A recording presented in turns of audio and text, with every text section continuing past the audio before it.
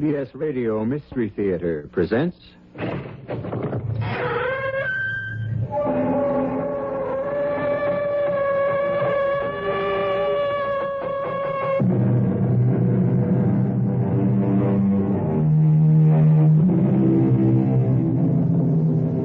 Come in. Welcome. I'm E.G. Marshall, your host for another adventure so strange and so chilling that we dare say you'll get little sleep this night. At the moment, we're in a shabby little storefront studio near the waterfront of a large city. On the dusty window in hand-painted letters are the words, Caro, Reader and Advisor. Reader and Advisor, a comfort to thousands who believe in their powers, and a fraud to the thousands who laugh them off as ridiculous. Martha Hawthorne, however, is one of the thousands who believe, and at the moment, she is seeking help for a desperate situation. Well, Caro? It is in this bottle. Do not, under any circumstances, open it until the time comes. Until you are ready to use it. I understand. The effects are not always instantaneous. It takes a while. And it is sometimes unpredictable. I'll take those chances. The idea appeals to me so enormously. It's so perfect. Be careful, Mrs. Hawthorne. I must warn you. When the bottle is opened, be very, very careful.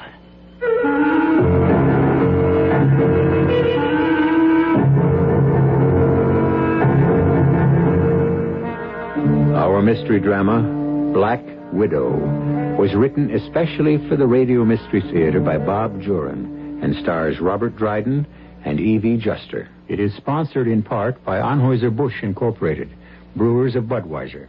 I'll be back shortly with Act One.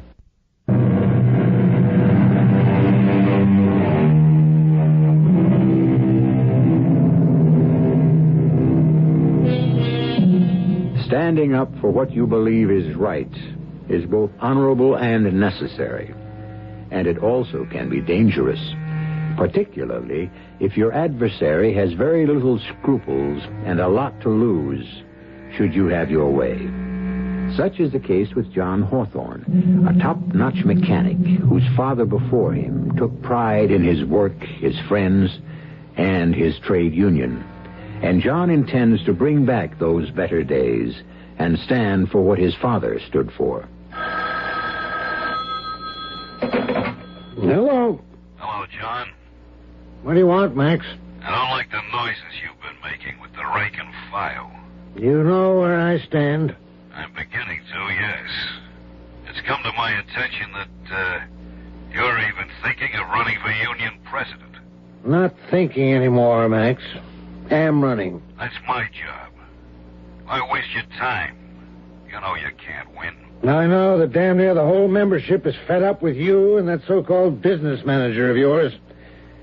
You see, Max, what I've got that you haven't is the membership on my side. A membership? Don't act so naive, John. They don't have any say in the union's affairs. You're right there, Max. And that's been the whole trouble. I intend to give this union back to the members. We'll see. Let's talk about it in person. After the meeting next Friday. No, there's no talking to you, Max. We've been trying to talk for 2 years, but you run things your way, and we're fed up with it. All right, John. Don't get excited. You'll run for president and see what it gets you. I wondered when Max would start getting worried. He's not worried, Martha. I am. That makes two of us. I'm proud of your guts, John. But we both know who Max has behind him, and they play rough. I'm not afraid of threats. I'm just worried that maybe I can't carry it off. I still wish you'd reconsider. You have to do what you think is right. I don't want to be a hero's widow. No. They wouldn't try anything like that. Oh, I expect a little rough stuff, maybe, but I've got my eyes open. And I've got my protection, too. Oh, John, is it worth it? What's it going to do to Lillian and me? Nobody's going to get hurt, except Max Conger. He's never had a serious challenge to his authority. We're a small, independent mechanics union that used to be great until Max Conger and his friends got their claws into us. I know you've been upset about it for months. But let someone else carry the standard. I have to, Martha. My father was shop steward for years, and now me. The guys just look to me to do it. Well, I can't say I'm not proud of you. I guess I wouldn't want you any other way. I'm home. Hi, Lillian. Hello, baby. You home for supper? If it's quick, Neil's picking me up at 7. Where are you two heading tonight? Roller skating, believe it or not. We're meeting June and Fred there. Aren't they old for roller skating? I'll get it. Hello? Hello, Mrs. Hawthorne. Hank Thomas here. Oh, yes, Hank. You want John? If he's not busy. Yeah, I'll take it, Mother. Yeah, Hank. John, I've got to call a shop stewards meeting tonight. I know it's last minute. Can you make it? You know I can. Well, we're running into a problem at the Campbell shop over in Florence. We've got things to work out. What's the Campbell shop got to do with us? Well, we're all union brothers. Yeah, and it suits your purpose. Okay, John, I know about your talk with Max a little while ago. When you win the election, you can do things your way. Until then, we'll do it mine, okay? See you at 8. Yeah. Okay, Hank.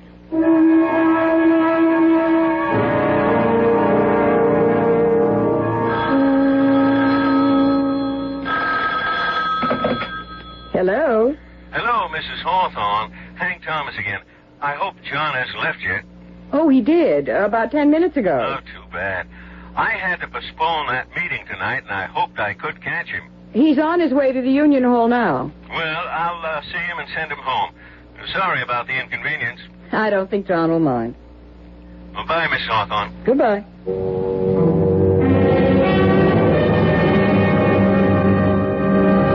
Good evening, Mrs. Hawthorne. Good evening, Caro. I'm sorry to bother you for a reading this late, but I'm terribly worried. I am always at your service, Mrs. Hawthorne. Always. For regular customers who need help from the cards. My husband went to a union meeting tonight, and that's part of my problem. Sit down. Let us see what the cards tell us. These cards are the threat. This is your husband. A red king.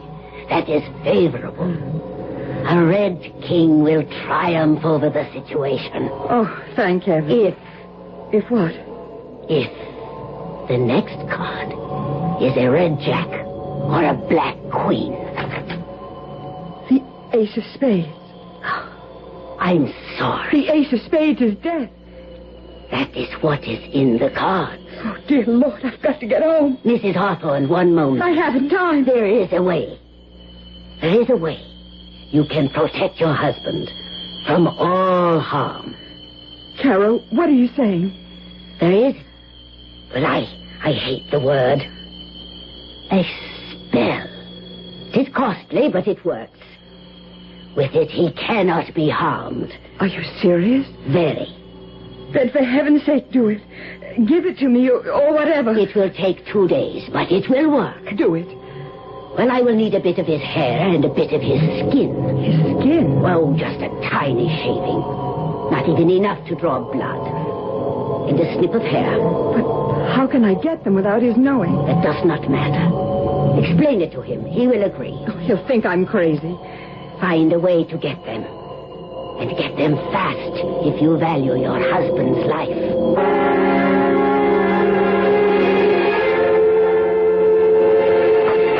John? It's me, Mother. Oh, where'd Dad go? To a shop steward's meeting. But after he left, Hank Thomas called to say it was canceled. I thought your father would be home long before this. Oh, they probably went for a drink. They usually do. But the meeting was called off. I'm so... Mother, what is it? You're shaking. Lillian, your father's in danger. Oh, Mother, have you been seeing that Carol person again? I had to. I had to know what would happen with this union business. Oh, Dad can handle himself, and you know it. What did your advisor say? You mustn't tell anyone, Lillian. She's going to give me a spell to protect your father. A spell? I don't like seeing you this way. Believing something like this would work. Well, it's voodoo. Or worse. It's not going to protect Dad. It's making a wreck out of you. This union business is making a wreck out of me. If I can find a way to stop it, I will. Well, this isn't the way to stop it. With witches' spells and... John forgot his key. Not a word to him about this. Well, how was the... Oh, Miss Hawthorne? yes. Lieutenant Carey, 14th Precinct. What's happened? John? What is it, Mother? Police, ma'am.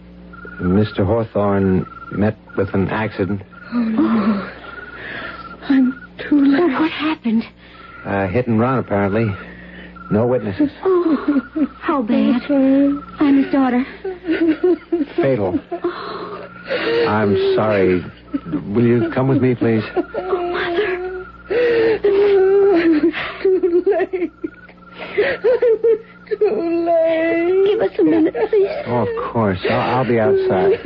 Mother, we have to go to police headquarters. He's dead. And I was too late. Mother, please. It's hard for us. We have to go.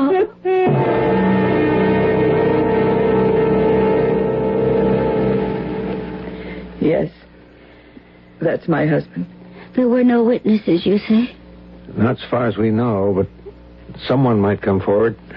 There's always a chance someone saw it happen. It was no accident, Lieutenant. If you know something, Miss Hawthorne... My father was challenging the union authority. And suddenly, he's dead on the street. No witness. Nothing to tie them in with it. Are you making an accusation, Mrs. Hawthorne? Yes. I'm accusing Max Conger and Hank Thomas of murder. Well, that may be impossible to prove. Let's go home, Mother. Home? What's left of home? Now that... I'll have a car take you back. We'll talk with you both, Miss Hawthorne, when your mother's recovered a little.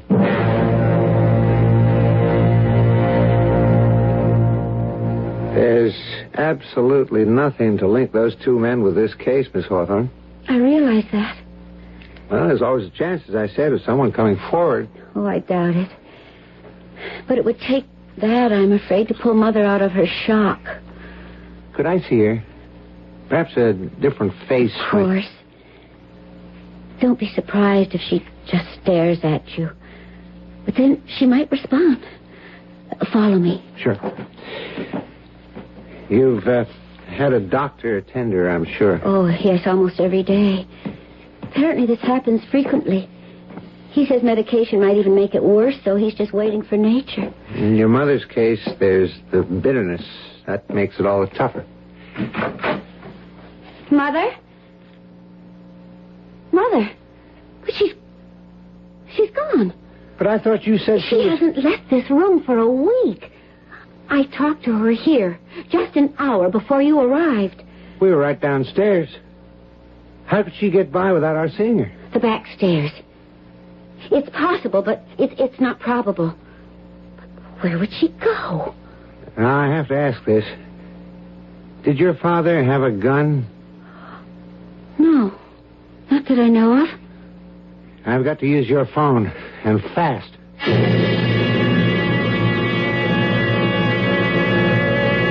A tortured mind is prey to 1,000 tormenting thoughts.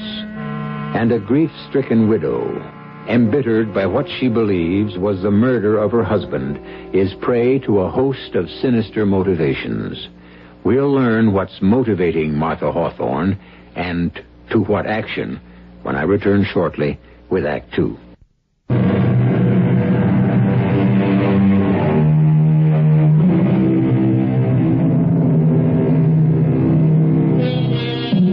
Martha Hawthorne has at last been motivated.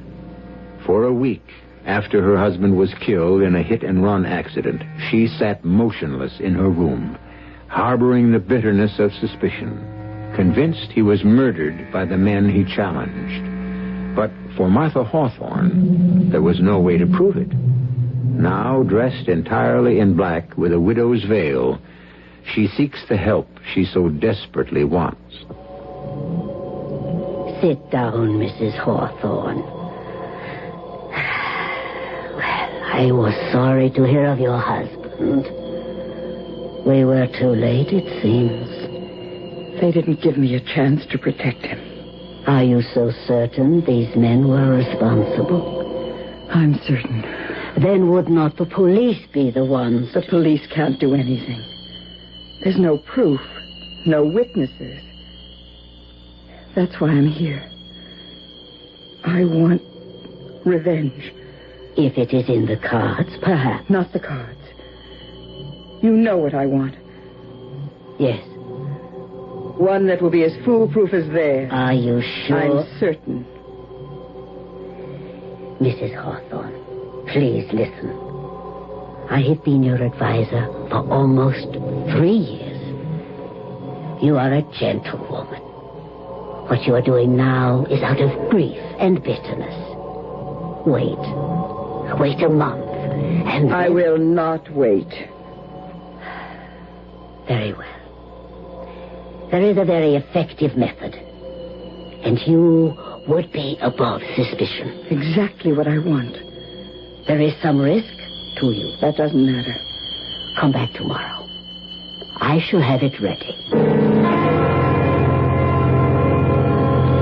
It is in this black bottle. Do not, under any circumstances, open it until the time comes. Until you are ready to use it. I understand. The effects are not instantaneous. It takes a while. And it is sometimes unpredictable. I'll take those chances. The idea appeals to me so enormously. It is so perfect. Be careful, Mrs. Hawthorne. I must warn you.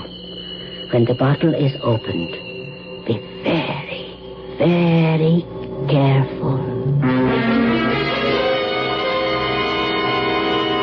Martha, come in.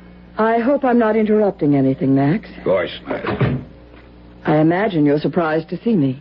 You're always welcome here, Martha. You know how I felt about John's death. Your flowers were very thoughtful. Hit and run's a cowardly thing. If we can find out who killed John and just left him But there... he's conveniently out of your way now. Wouldn't you say whoever did it did you a favor? Martha, what a thing to say.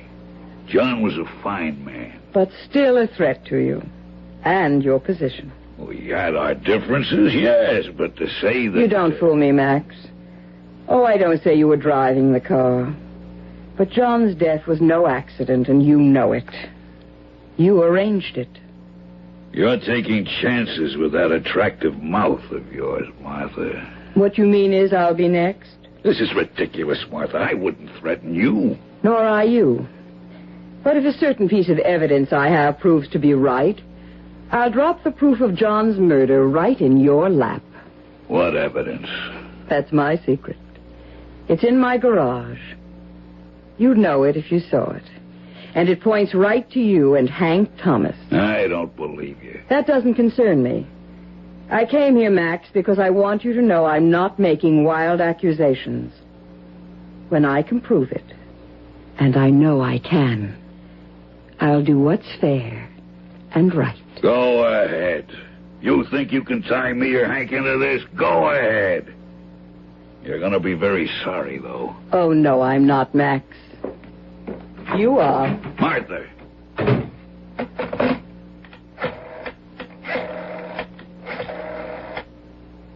Hank, Hawthorne's wife was just here, and she knows something. I thought you told me you made it clean. Well, something went wrong. Get in here. We gotta talk.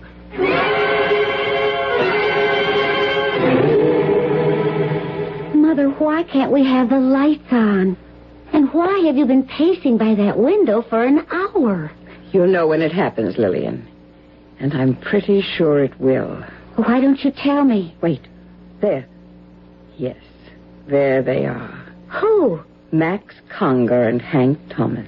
What? They're heading for the garage. I knew it. Mother, I insist on knowing what's going on. That's it, Max. Come into my parlor, little flies. I'm ready for you now. I knew you'd prove your guilt. Mother, should I call the police? No. Stay right here by the window. Keep watching the garage. Watch everything they do. I'll be back in a few moments. Where are you going? Never mind. Just stay here and don't leave the window whatever you do.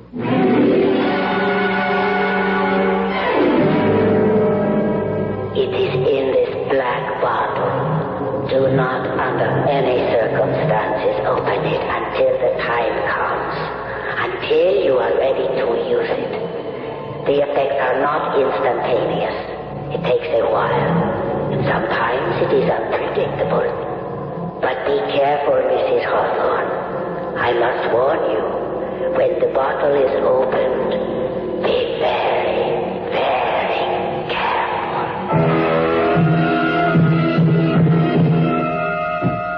Keep the light low. What are we looking for? I don't know, but she said I'd recognize it. She or the daughter's liable to see us. There's nobody home. I've been phoning for an hour. And no lights in the house. Well, then. This is crazy, Max. How could she have any evidence? She's working on your nerves. How could she trace it to us? I don't know. And that's what worries me. Flash your light around, but keep it low. Early. Look at that. Yeah. Looks like a black widow. They're dangerous. Not if you don't touch him. See? He just sits there. It gives me the creeps. Let's get out of here. Not till I find what I came for. The spider's gone. Oh, look at everything. What stands out? I don't know, Max. But if you're not leaving, I am. Go then and leave me the light. Yeah. Wait. Look. That black widow spider again. It's right in front of the door. It won't attack. At least I don't think so. If you touch one by accident, that's when they fight back. Look at it, though. Takes little steps toward us. It's disappeared again. They don't like the light, I think. They head for dark corners. I got chills just looking at that thing. I'm getting out of here, Max. Okay. There's nothing here. Martha's bluffing.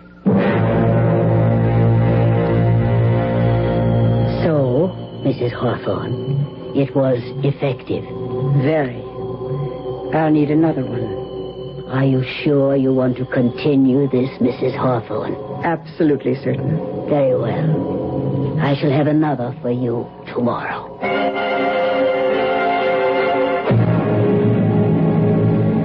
I hope you don't mind my calling on you at home, Max. It's all right, Martha. Come into the study. I've decided not to pursue this any longer, Max. I'm not sure I can make my evidence stick. Sit down, Martha. Let's be friends. John and I were.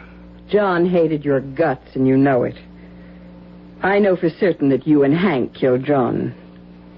But I'm giving up. You won't be seeing me again, Max. Well, if you want it that way, Martha.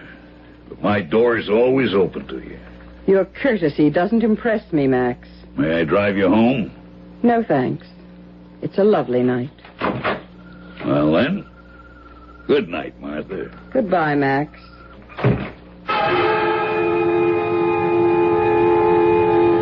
Be careful, Mrs. Hawthorne. I must warn you. When the bottle is opened, be very, very careful. I'll be careful. Here's to your health, Max.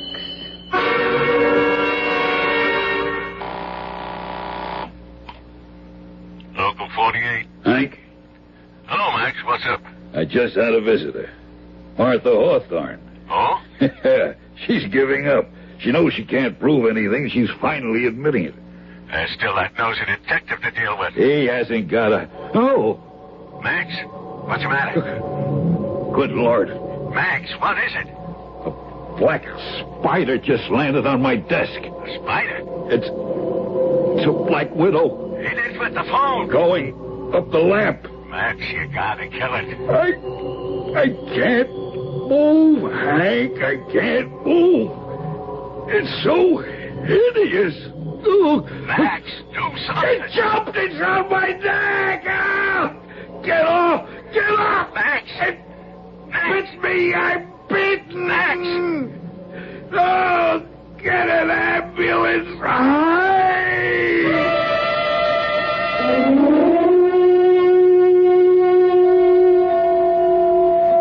Mr. Thomas? Yeah.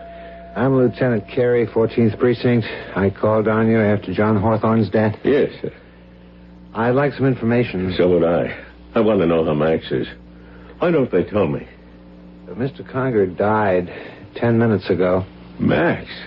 Dead? I was too late. You brought him to the hospital? Yeah, I didn't wait for an ambulance. He was in pain. He was hysterical. This happened at home? Yes. Why do you want to know? Well, a Black Widow spider death is relatively rare. Did he say anything on the way to the hospital? No. Where was he when it happened? In his den. He called me from there. And I found him on the floor. Huh. That's unusual. Black Widows rarely come out like that. They generally stay in their dark corners. Well, this one didn't. It was awful hearing Max scream like that. I'll never forget it. Wait a minute, Lieutenant. What is it? She couldn't have. No. Who? Martha Hawthorne. She visited Max last night. The hit-and-run victim's widow? Yes. Well, you think there's a connection? Well, it's crazy. It's wild. Mrs. Hawthorne accused Max and me of her husband's death. Yeah, I know. Last night she went to Max and told him she was, well, withdrawing the accusation. So? She was there. And then Max... Are you suggesting Mrs. Hawthorne brought a Black Widow spider into his home? It's impossible. But she was there. I'll have a talk with Mrs. Hawthorne. Since you say she was evidently the last person to see Max Conger alive. Back again, Mrs. Hawthorne. Well, I read of the man's death in the paper. You think me a murderer, Carol? No. I'm an executioner. That man killed my husband. And I'm not quite finished, Carol. I'll need one more. Just one more.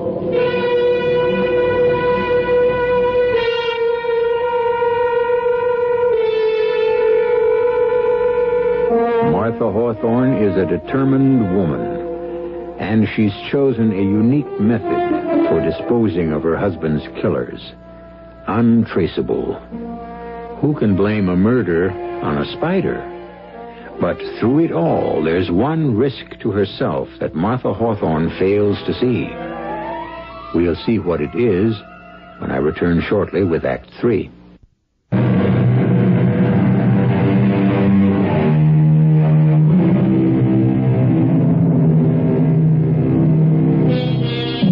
Will you walk into my parlor, said the spider to the fly. 'Tis the prettiest little parlor that you ever did spy. Oh, no, no, said the little fly, to ask me is in vain, for who goes up your winding stair can ne'er come down again. Martha Hawthorne, still bent on avenging her husband's death, has one more victim of her bitterness to dispose of. But the victim is beginning to fear for his life, and has suggested to Police Lieutenant Carey that there may be some connection between Martha Hawthorne's visit to Max Conger and Max's subsequent death. How can I help you, Lieutenant Carey? It's about the death of Max Conger. That was dreadful. I make no pretense of liking Max, but I was shocked when I read of his awful death. A spider, oof. Mr. Conger's associate, Mr. Thomas, says you visited him that night. I did, that's true. I told Max I was through accusing him. You know the story. We're still investigating that case, Miss Hawthorne. I'm trying to forget it. Why don't you? No, we don't forget hit and run. But back to the reason for my visit. Yes? I don't know how to say this, but you visited Max Conger, and a short time later, he was bitten by a deadly spider. Do I? No, I don't think I understand you right. Are you suggesting that I had something to do with a spider biting Max Conger? Well, I know it's far-fetched, but we have to take Far-fetched? It's insane. How in the world could I catch one, let alone deliver it to Max Conger? Oh, Lieutenant, this is beyond belief. But the curious thing is the spider. Black widows don't usually come out and climb up on desks. They stay in the darkness. I know nothing of spider behavior. You're being taken in by Hank Thomas, Lieutenant. He thinks because I accuse them that I'm responsible for everything that might happen to them. You're right. Mr. Thomas is oversensitive, and that, coupled with my own curiosity, I hope you'll forgive me. I won't trouble you again. I hope not, Lieutenant. I'm finished with the whole business. I'm moving away from here as far as I can. I think you're wise to do that, Mrs. Hawthorne. Bitterness can really eat you up. I know. I've seen it.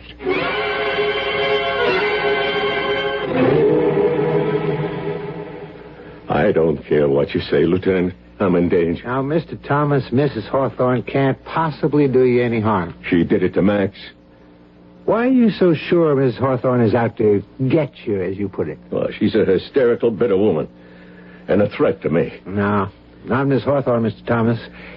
But someone is. What?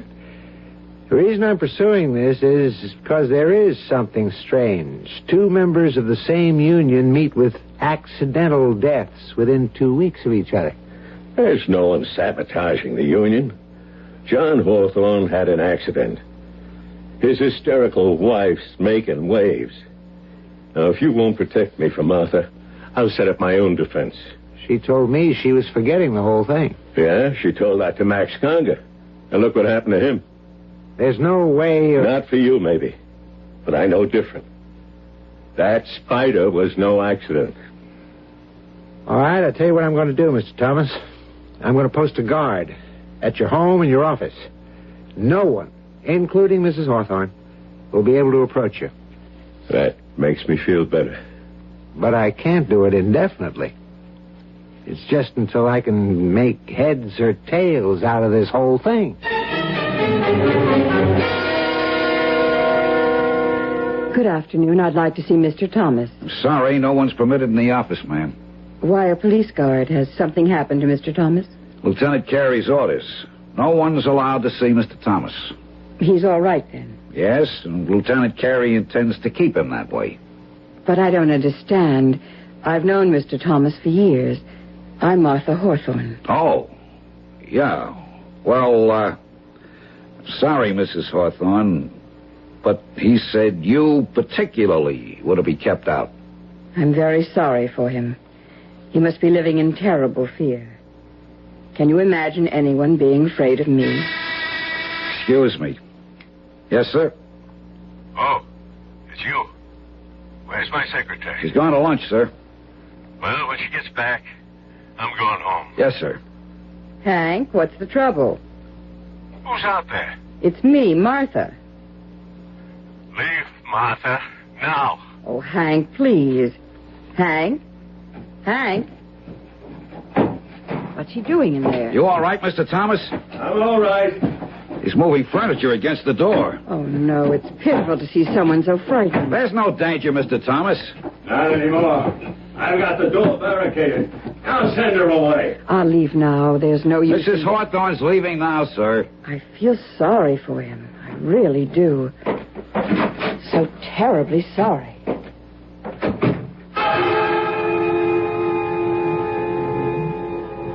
Be very careful, Mrs. Hawthorne. I must warn you, when the bottle is opened, be very, very careful. So Hank Thomas won't see me. Well, we'll see about that. And now here's to your health, Hank. Mr. Thomas, Mrs. Hawthorne's gone now. She really gone? Yes, sir. Okay, but don't let her back in. Not even in the outer office. Yes, sir. You send my secretary in with it. Mr. Thomas, what's the matter? Get it away. Get it away. Oh, Lord. Get it out of here. I can't open the door. You've got the furniture against it. He's following me.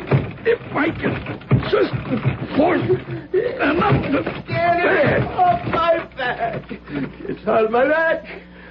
I can't get it off. Hold still. I'll get it. Good Lord, it's a Black Widow. Get it off. Get it off. Got it. I'll call an ambulance fast.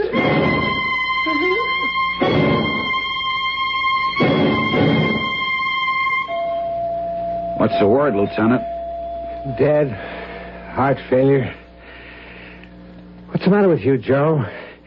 I put you there to guard him, and bingo, he gets it with you right under his nose. I ought to have your badge. Lieutenant, I swear nobody went into that office. You said Mrs. Hawthorne left shortly before he started screaming? About 2 minutes. Maybe less. While she was there, in the outer office, did you see her take anything from her purse? Oh, not a thing. I can swear to it. She wasn't there more than a minute. He told her to leave. And she never went into his private office? I wouldn't have let her. Your orders. Besides, Mr. Thomas had a chair pushed in front of the door. That's why it took me so long to get to him. I don't understand it. I just don't. Mrs. Hawthorne left the outer office. She went into the hall. Then about 2 minutes later, Mr. Thomas screamed. That's right. I had to force the door, and there he was with the Black Widow spider on his neck. I slapped it off his neck and killed it with a book. It's more than coincidence this time. I've got to have a talk with Mrs. Hawthorne.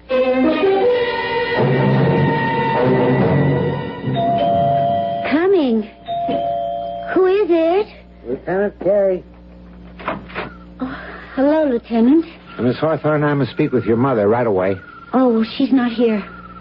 Did you know she visited Hank Thomas' office this afternoon? No. I got home at 6. Mother wasn't here and there wasn't any note. I just assumed she'd gone shopping or something. Hank Thomas died from a heart attack after being bitten by a Black Widow spider. Oh, my heavens, no. It happened minutes after your mother was there. From what I can learn from my guard, your mother never went near the private office. Well, then... But this right on top of Max Conger, it's just not coincidence anymore. The two men die in the same way shortly after your mother visited them. Oh, this is ghastly, Lieutenant. I just can't believe Mother... It is highly improbable, but how do you explain it? I don't know. Look, I'll tell Mother you want to see her the minute she gets home. I'd like to wait, if you don't mind. Very well. Come on in. I'll get us some coffee. It's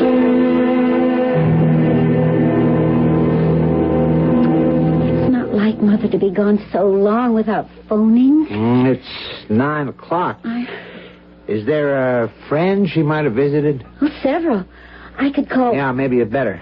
Because in 10 minutes, I'm going to put out an all-point sign. Oh, there she is. Hello, Mother? Oh. No, she's not here. Who? Oh, yes, I know. Urgent? Why? Oh, then Mother hasn't been there today. Yes, I'll have her call you. Who was that? Mother's reader and advisor. Someone named Caro. Well, she's been going to her for years. Oh, one of those spooks? Oh, Mother believes her. Unless she's checked with Caro, she won't... Oh, wait a minute. Oh, dear Lord. I wonder... What is it? Well, when Mother thought Dad was in danger, she told me this Caro was going to give her a spell. A spell? Yes, a spell to protect him. I just laughed it off. I mean, advice from the cards is one thing, but could this have anything to do with the spiders? Where is this Carol? Well, I don't know exactly. Somewhere near the waterfront, I know that. I'll find her.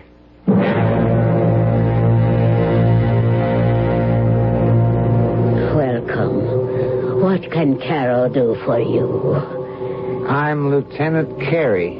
Police. Now, don't get upset. Just a few questions. Mrs. John Hawthorne is a client of yours? Yes, for several years. But what is the trouble? Has something happened to Mrs. Hawthorne? No. But her daughter says you were going to give Miss Hawthorne a spell to protect her husband. Some believe, some do not.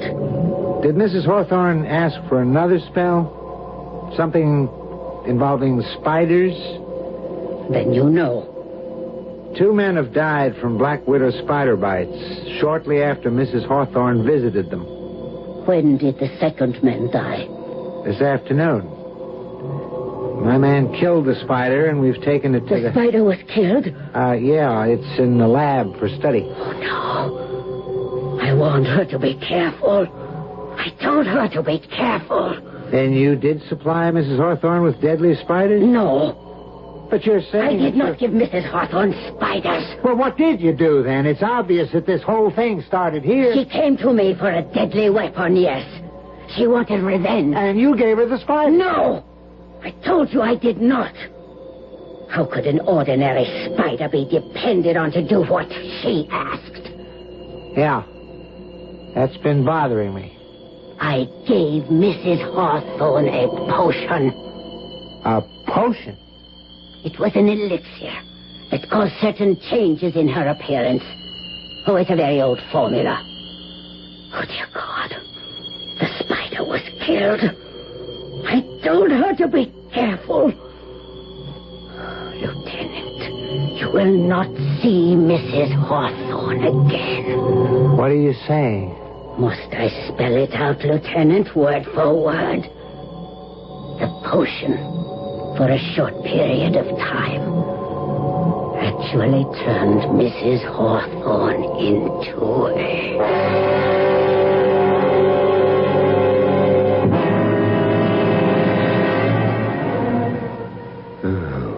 Spiders have always given me the chills. They all serve their purpose in the scheme of things, I suppose. But I'm glad they prefer to stay in their dark corners. Most of them, at least. I prefer to give them a wide berth, and I'd suggest you do the same in the future. I might also suggest that you think twice before killing one again. You never can tell. It might just be someone you know. I'll be back shortly.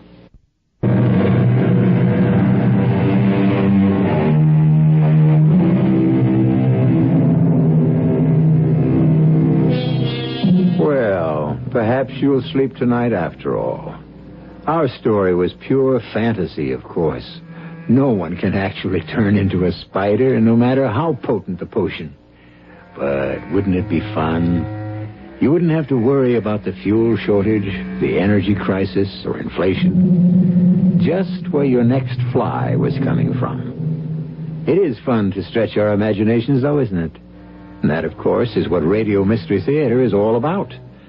Our cast included Robert Dryden, Evie Juster, Hetty Galen, Jackson Beck, and Dan Ocko.